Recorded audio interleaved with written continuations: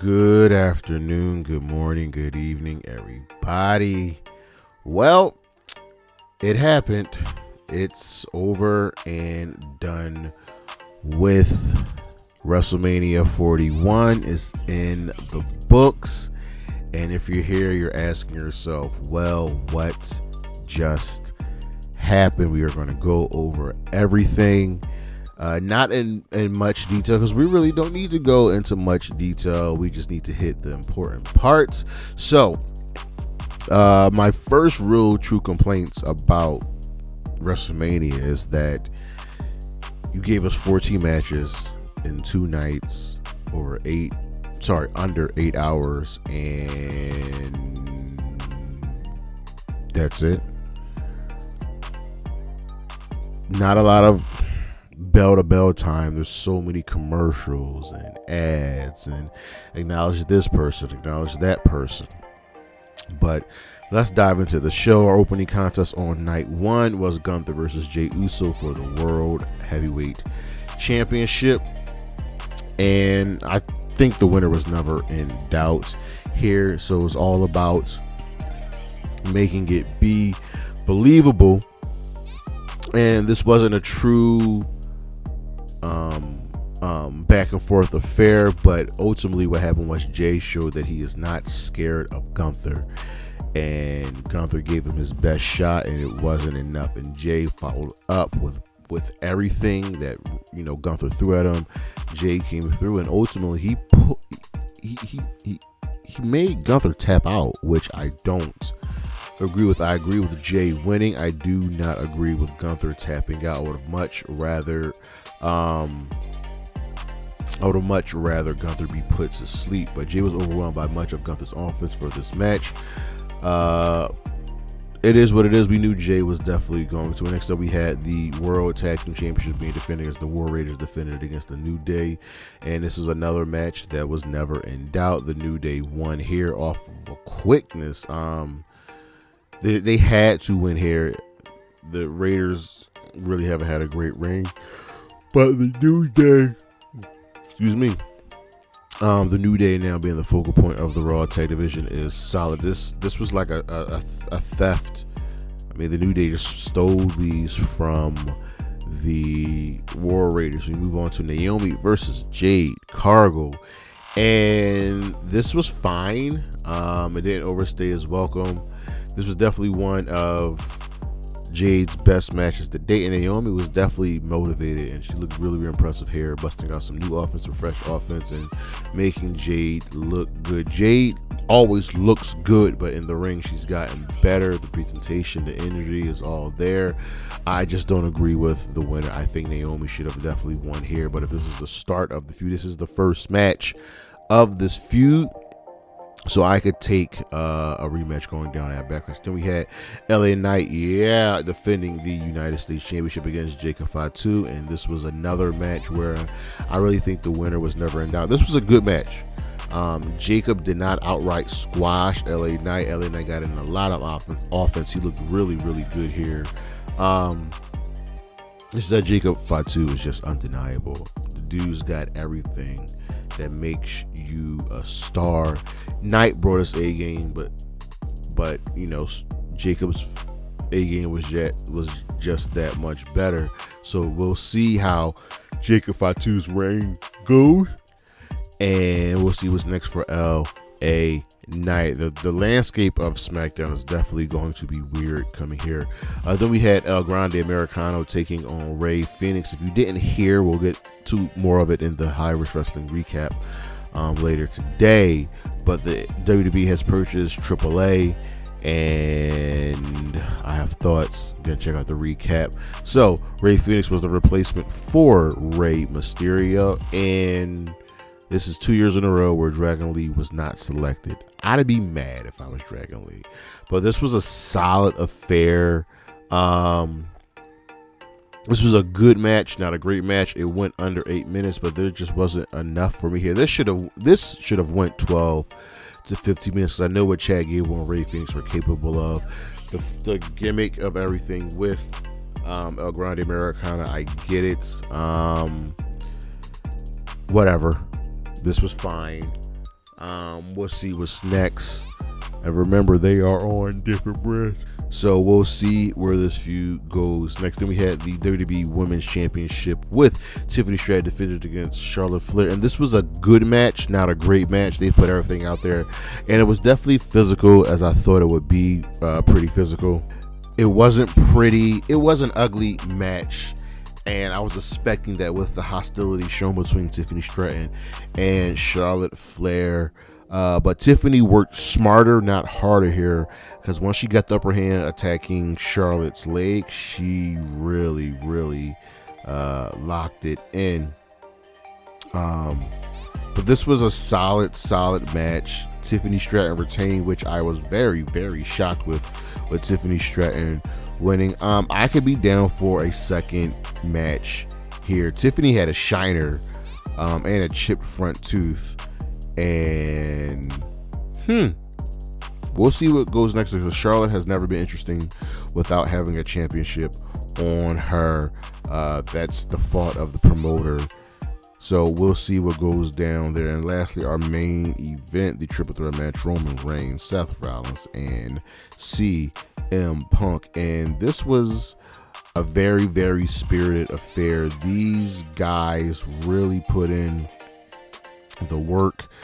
The story was all about Paul Heyman here and Seth Rollins being the architect that he is. He tells the truth and no one wants to believe him. He tells Roman like it is, and Roman still has that hate in his heart. You know what? I get it. I understand. But Paul Heyman, instead of giving the chair to Roman Reigns, he gives it to CM Punk. And then he low blows Punk and gives the chair to Roman.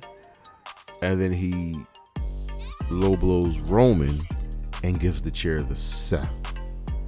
And Seth Rollins wins this match, pinning Roman Reigns and walking away with Paul Heyman. Outstanding. Just great character work all around. CM Punk got his dream of being in the main event of WrestleMania. Seth Rollins gets the big win. Roman Reigns takes another loss at WrestleMania. But the story is interesting moving forward. But remember, everything that Seth has said has been true. We move on to night 2 of WrestleMania, and our opening contest was the triple threat match for the Women's World Championship. And I would have been very pissed if Io Sky had lost this match. She really needed the win here. She's being overlooked and demeaned by Rhea and by Bianca. But Io Sky wins this match, an absolutely banger of a match. Everybody showed up and showed out here. It was really good chemistry, and they worked very hard here. There was some good moves from everyone. Io walks away the winner, and then you have to respect her.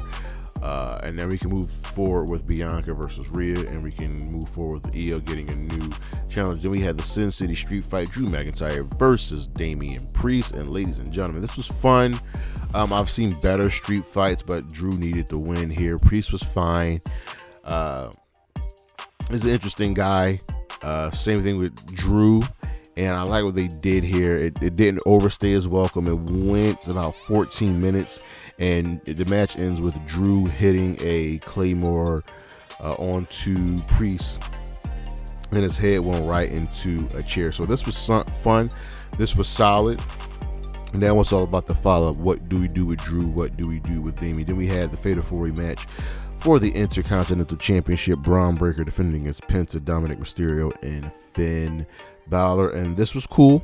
This was cool, but I think the result that we all wanted, we all got. Dominic Mysterio walks away your winner and is the new Intercontinental Champion. And he pinned Finn Balor. That's the big shock here. He pinned Finn. And now what happens with the Judgment Day? Everybody looked great here. Braun was a star. I wish they would treat Carmelo Anthony the same way they treated Braun Breaker, but I digress. Then we had Randy Orton with his open challenge. Who would step up to face the Legend Killer, the Viper? And we had plenty of guesses that would have been correct. Aleister Black, Rusev, Nick Aldis, but no. It was none of those men. It was none other Then the current TNA champion, Joe Hendry, say his name, and he appears. This did not overstay his welcome. It was fun. It was quick. Randy got his match. Randy wins. The TNA champion took a loss, took a couple RKOs, but it's okay. This one is like, it was fun, so it doesn't really hurt anybody. Then we have Logan Paul, AJ Styles, and a really fantastic match about, can AJ take that next step, get the devil out of him, and use that to his advantage. But no, he did not. Karrion Kross tried to help him, and AJ rejected that. And because AJ rejected Karrion Kross's help, that means, Logan Paul wins this match. Where do we go? Because I really needed AJ Styles to win this match, and I don't need Logan Paul back on my screen. He's not taking this seriously. He's not doing this full time, and AJ Styles has that out, but I digress. Then we had the women's tag team championship match with Liv and Raquel defending against Lyra Valkyrie and her mystery partner, seeing as how Bayley was attacked, and the mystery partner was none other than Becky Lynch, like all of us figured. And of course, what happened? Lyra and Becky won. There you go. It's a fine tag match. It's good to have Becky back. She and Lyra have chemistry together, which I'm all fine with. So why not just have this match? There was a lot of things I have a problem with. Chelsea Green wasn't on this card. Why was Lyra not defending her championship in a singles match? Why weren't Liv and Raquel facing someone else? There was just a lot I did not like here. This is fine. Whatever. I feel bad for Liv and Raquel, especially Liv and everything she's done over the last year and a half. Stone Cold came out and announced the attendance. He said the two-night attendance was a little over 124,000. Yeah, whatever. We'll move on to the main event. Cody Rhodes, John Cena, WWE Undisputed Championship, and we know how this was supposed to go, and it went the way we thought. John Cena is now a 17-time world champion, but he won with the help of Travis Scott and not The Rock. We had a ref bump. There was no Rock.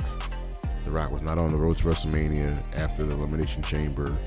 This was fine. It was fine. They hit their moves. They got their spots in. It was a good story. I definitely want to see these two go again with the volume turned up some and really get that aggression out here. But John Cena walks away as your champion. And overall, WrestleMania 41 gets a B minus. Something just felt off about this show, and I think my complaints fall into the realm of too few matches over 2 nights, not enough wrestling, because ladies and gentlemen, night 1 of WrestleMania was 4 hours, and there was a total of 1 hour and 46 minutes of bell-to-bell action. That is unacceptable. Then they announced on SmackDown the TLC tag title match. Why was this match not on WrestleMania? Why are you having it on SmackDown? No Chelsea Green defending her championship. Lyra Valkyrie not defending her championship. The women's tag team title's not in a different belt, different match, and Bayley not being on this show. She got taken out. This just wasn't fun. I don't get it. I don't like it. I am upset. But overall, it was a fine show. My match of the weekend probably goes to the women's triple threat match. I think I liked WrestleMania 40 better. We'll see what the follow-up is, as Backlash is in 3 weeks. Let that sink in. But that's our show, ladies and gentlemen. Thank you for listening. Thank you for watching. What just happened? WrestleMania 41. Peace.